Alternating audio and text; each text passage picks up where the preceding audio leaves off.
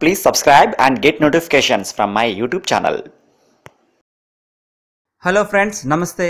టెక్స్పైరో YouTube ఛానల్లోకి మీ అందరికి స్వాగతం. ఈ రోజు టాపిక్ టీవీ బయింగ్ గైడ్. ఒక టీవీ కొనే ముందు మనం ఏ అంశాలని ఆధారంగా తీసుకొని టీవీని మనం సెలెక్ట్ చేసుకుంటామో మనం ఈ వీడియో ద్వారా తెలుసుకుందాం. కాబట్టి ఫ్రెండ్స్, ఈ వీడియోని చివరి వరకు తప్పకుండా చూడండి. టీవీని తీసుకునే ముందు మనం ఒక 4 అంశాలని మనం ముఖ్యంగా చూసుకోవాలి. మొదటగా స్క్రీన్ సైజ్, రెండోది డిస్ప్లే రెజల్యూషన్, మూడోది ఫీచర్స్, నాలుగోది స్క్రీన్ టైప్. ఈ విధంగా అన్నమాట. ఓకే, 4 అంశాలుగా నేను చేశాను. అంటే first the screen size. Screen size అనేది 22 ఇంచ్ కావచ్చు, 24 కావచ్చు, 32 కావచ్చు, 40, 50, 60 ఇలా చాలా ఉన్నాయి. అయితే ఈ వేరియేషన్స్ లో మనం ఏది తీసుకోవాలి అంటే చూసినట్టయితే ఇన్ని రకాల స్క్రీన్ సైజ్ లో మనకి ఏది అవసరం అవుతుంది అనేది మనం డిసైడ్ చేసుకోవాలి. మొదటగా మనం తీసుకుపోయే టీవీ మనం ఇంట్లో ఏ ప్లేస్ లో ఉంచబోతున్నామో దాన్ని బట్టి మనం టీవీ సైజ్ ని సెలెక్ట్ చేయాలి. ఫర్ ఎగ్జాంపుల్, లివింగ్ రూమ్ కావచ్చు, బెడ్రూమ్ కావచ్చు, కిచెన్ కావచ్చు. ఇప్పుడు లివింగ్ రూమ్ లో గనక మనం టీవీని ఉంచబోతున్నాం అనుకోండి, మనం కూర్చున్న దగ్గర నుంచి వ్యూయింగ్ డిస్టెన్స్ వచ్చేసి 4 to 5 ఫీట్స్ ఉన్నట్టయితే మనం 32 ఇంచ్ టీవీని తీసుకోవచ్చు. లేదు, ఆ వ్యూయింగ్ డిస్టెన్స్ వచ్చేసి 5 to 6 ఫీట్స్ ఉన్నట్టయితే మనం 40 నుంచి 50 ఇంచ్ టీవీని సెలెక్ట్ చేసుకోవచ్చు. వ్యూయింగ్ డిస్టెన్స్ 7 to 8 ఫీట్ ఉన్నట్టయితే అప్పుడు మనం 55 ఇంచ్ నుంచి అంతకంటే ఎక్కువ టీవీని తీసుకోవచ్చు. సరే, మరి మనం ఇంట్లో ఏ రూమ్ లో మనం దీన్ని ఉంచబోతున్నాం అనేది చూసినట్టయితే, ఫర్ ఎగ్జాంపుల్ బెడ్రూమ్ లో అనుకోండి.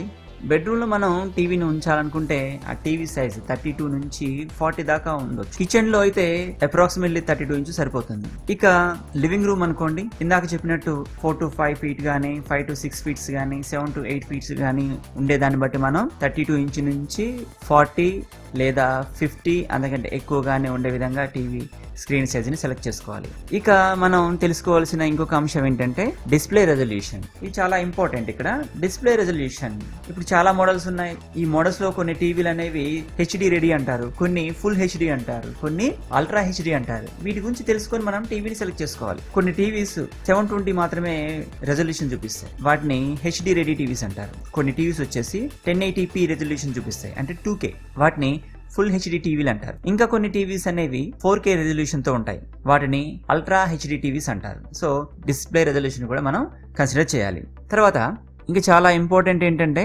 రిఫ్రెష్ రేట్ అనేది టీవీని మనం తీసుకొని పోయే ముందు పరిగణలోకి తీసుకోవాలి. ఎందుకంటే ఈ రిఫ్రెష్ రేట్ వల్ల పిక్చర్ ఆబ్జెక్ట్ ఏదైతే మూవ్ అవుతుందో ఆ మూమెంట్లో అది బ్లర్ ఇమేజ్గా రాకుండా చూపించేది ఈ రిఫ్రెష్ రేట్. ఈ రిఫ్రెష్ రేట్ ఎంత ఎక్కువగా ఉంటే ఇమేజ్ బ్లర్నెస్ అంత తక్కువగా ఉంటుంది. ఫర్ ఎగ్జాంపుల్ 720p అనుకోండి, అది 60 హెర్ట్జ్గా ఉంటుంది. 1080p 2K అనుకోండి, అది 120 హెర్ట్జ్గా ఉంటుంది. ఇక 4K అల్ట్రా హెచ్డి అనుకోండి, అది 240 హెర్ట్జ్గా ఉంటుంది. కాబట్టి ఇవి కూడా మనం కన్సిడర్ చేయాలి. తర్వాత కాంట్రాస్ట్ రేషియో. మీరు షోరూమ్కి వెళ్ళినప్పుడు ఒక్కొక్క టీవీకి అక్కడ చూపిస్తారు డిస్ప్లేలో కాంట్రాస్ట్ రేషియో ఎంత ఉందని చెప్పేసి.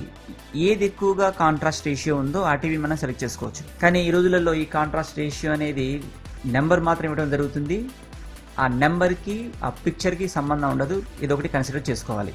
తర్వాత స్క్రీన్ టైప్స్ వచ్చేసి ఇప్పుడు మెయిన్గా మార్కెట్లో ఉండేవి ఎల్ఈడి మరియు ఓఎల్ఈడి. ఎల్ఈడి అంటే లైట్ ఎమిటింగ్ డయోడ్స్, ఓఎల్ఈడి అంటే ఆర్గానిక్ లైట్ ఎమిటింగ్ డయోడ్స్. ఈ రెండిట్లో మీరు ఓఎల్ఈడిని సెలెక్ట్ చేసుకోండి. ఎందుకంటే ఈ ఓఎల్ఈడిలో ఇమేజ్ బ్లర్నెస్ అనేది చాలా తక్కువగా ఉంటుంది. అంటే ఆబ్జెక్ట్ మోషన్ లో ఉన్నప్పుడు ఆ బ్లర్నెస్ అనేది తక్కువగా ఉంటుంది. బెటర్ కలర్, అలాగే పవర్ కన్సంప్షన్ కూడా చాలా తక్కువగా ఉంటుంది. నెక్స్ట్ అంశం ఫీచర్స్ అండ్ కనెక్టివిటీస్. ఈ రోజుల్లో మనం మొబైల్ని ఎలా వాడుతున్నామో, స్మార్ట్ ఫోన్ ఎలా వాడుతున్నామో, టీవీస్ కూడా అలా వాడే టెక్నాలజీ మనకు వచ్చేసింది. ఈ టీవీని మనం తీసుకున్నప్పుడే దాంట్లో ఎన్నో రకాలైన యాప్స్ ప్రీ ఇన్స్టాల్ చేసి వస్తున్నాయి. ఈ టీవీ ద్వారానే మనం మొబైల్ని ఆపరేట్ చేయడం కావచ్చు, ఇంటర్నెట్ బ్రౌజ్ చేసుకోవడం కావచ్చు, యూట్యూబ్ వీడియోస్ చూడటం కావచ్చు, ఫేస్బుక్ చాటింగ్ కావచ్చు. ఈ అన్ని అంశాలు మనం స్మార్ట్ ఫోన్లో ఎలా చేస్తున్నామో టీవీలో కూడా అలా చేసే టెక్నాలజీ వచ్చింది. కాబట్టి ఇప్పుడు వస్తున్న టీవీస్ని మనం స్మార్ట్ టీవీస్ అనొచ్చు. ఇలాంటి స్మార్ట్ టీవీస్లో ఓఎస్ అనేది కూడా మనం కన్సిడర్ చేయొచ్చు. ఇందులో 3 రకాలైన ఓఎస్ మనకి మార్కెట్లో ఉన్నాయి టీవీస్లలో. ఒకటి ఆండ్రాయిడ్ టీవీ, రెండోది టీజన్ ఓఎస్, మూడోదేమో ఎల్జీ వెబ్ ఓఎస్ అన్నమాట. ఆండ్రాయిడ్ అనేది గూగుల్ వాళ్ళది కాబట్టి గూగుల్ సాఫ్ట్వేర్ అనేది దాంట్లో ఇన్స్టాలేషన్ అయి ఉంటుంది. ఇక టీజన్ ఓఎస్ వచ్చేసి శాంసంగ్ వాళ్ళది. అలాగే ఎల్జీ వెబ్ ఓఎస్ కూడా వాళ్ళకి సంబంధించిన యాప్స్, సాఫ్ట్వేర్స్ ఈ విధంగా ఉంటాయి. ఏ టీవీ అయినా కావచ్చు, ఏ ఫీచర్స్ అయినా కావచ్చు, కానీ ముఖ్యంగా దాంట్లో ఉండవలసింది బ్రౌజింగ్ అయితేంది, యూట్యూబ్ కావచ్చు, తర్వాత సోషల్ మీడియా నెట్వర్క్ సంబంధించిన ఇవన్నీ అంశాలు ఉండే యాప్స్ ఏవి ఎక్కువగా ఉంటే మనం ఆ టీవీని సెలెక్ట్ చేసుకోవాలి. ఇక టీవీ సౌండ్, చాలా వరకు ఇన్బిల్ట్ స్పీకర్స్ ద్వారా టీవీలో మంచి సౌండ్ క్లారిటీ రాకపోవచ్చు. కాబట్టి మనం టీవీని పర్చేస్ చేసుకునేటప్పుడే ఒక సౌండ్ బార్ని కూడా మనం తీసుకోవాల్సిన అవసరం ఉంది. ఈ సౌండ్ బార్ అనేది మనకి క్రిస్టల్ క్లియర్ వాయిస్ని మంచిగా వినిపిస్తుంది.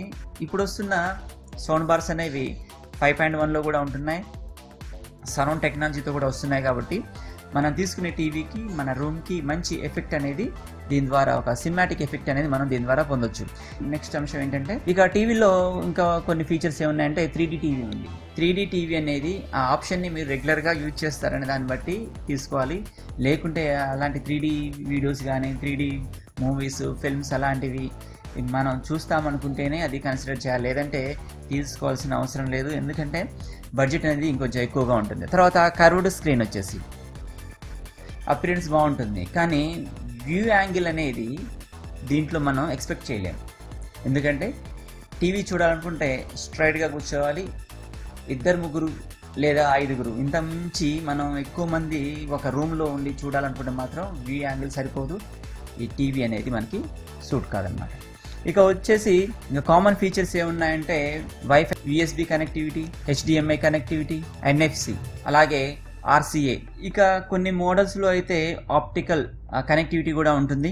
ఈ అంశాలను ఆధారంగా చేసుకొని మనం టీవీని సెలెక్ట్ చేసుకోవాలి. ఇంకొక ఫైనల్గా ఒక అంశం ఏంటంటే, మీరు ఏ విధమైన టీవీని తీసుకోవాలన్నా మొదటగా ఉండవలసింది బడ్జెట్. కాబట్టి మన దగ్గర ఎంత అమౌంట్ ఉందో చూసుకొని దాని ఆధారంగా ఇన్ని ఫీచర్స్ మనం ఉన్న టీవీని సెలెక్ట్ చేసుకోవాలి. సో ఇది ఫ్రెండ్స్ ఈరోజు టాపిక్. ఈ వీడియో మీకు నచ్చినట్టయితే లైక్ చేయండి, షేర్ చేయండి, అలాగే కామెంట్ బాక్స్లో కామెంట్ కూడా చేయండి. మీకు ఏదైనా డౌట్స్ ఉంటే నేను క్లియర్ చేస్తాను. ఓకే బాయ్స్, ఇంకొక నెక్స్ట్ వీడియోతో మళ్ళీ కలుద్దాం. అంతవరకు సెలవు, బాయ్ బాయ్.